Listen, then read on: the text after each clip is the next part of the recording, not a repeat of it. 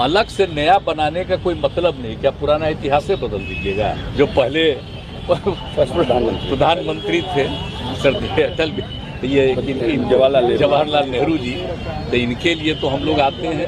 तो अभी जो वहाँ केंद्र में एक मीटिंग के बारे में तय हुआ तो उसकी सूचना काफी पहले आई। इसी 27 तारीख था, तो हमने उसी समय सूचना दे दिया कि भाई ये तो सुबह है, अगर सपोज करिए आफ्टरनून में होता तो हम यहाँ कार्यक्रम अटेंड करके लौट आते।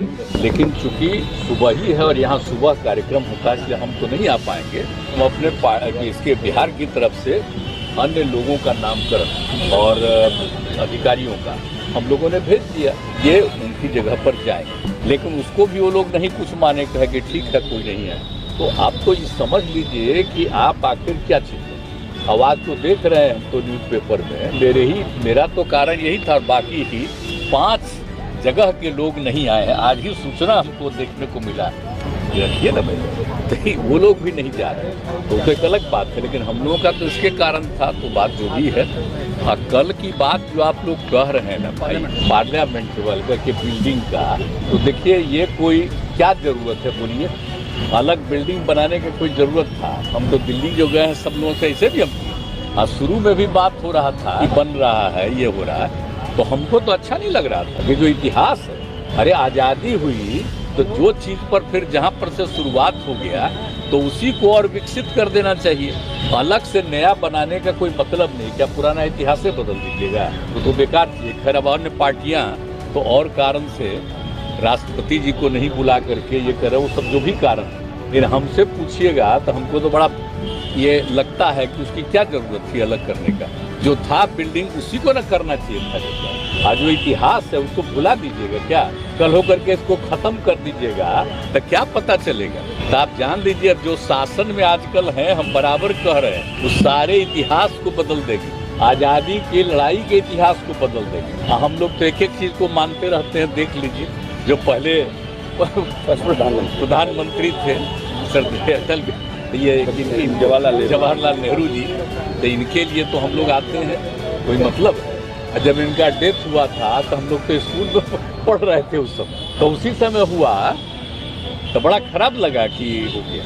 ये सब तो बचपन की बात है, एक एक चीज तो हम लोग तो मानते हैं। और भले ही हम लोगों का आंदोलन जिस कारण से भी हुआ, जेपी के नेतृत्व में सब कुछ हुआ, उससे एक अलग चीज़ तो हम लोग तो मानते हैं। देश का जो इतिहास है बहुत आवश्यक है, तो इसीलिए आज तो मेरे जाने का कोई तुक नहीं था। और कल वाला तो सचमुच बेकार, कोई मतलब नहीं है। अब बाकी लोगों को भी हम कहेंगे कि इस बात को समझिए कि भाई आखिरकार नया बनाने की क्या जरूरत थी, आवश्यकता क्या थी? इतना दिन से शासन चल रहा था और किसी को लगा था क्या? इन लोगों को तो पूरा इतिहास बदलना है, इसलिए सब चीज को बदल रहे हैं। राज्यसभा का उनको भी नहीं बुलाया गया। हाँ, वो तो आप सोच लीजिए ना, ऐसे भी कहीं होता है।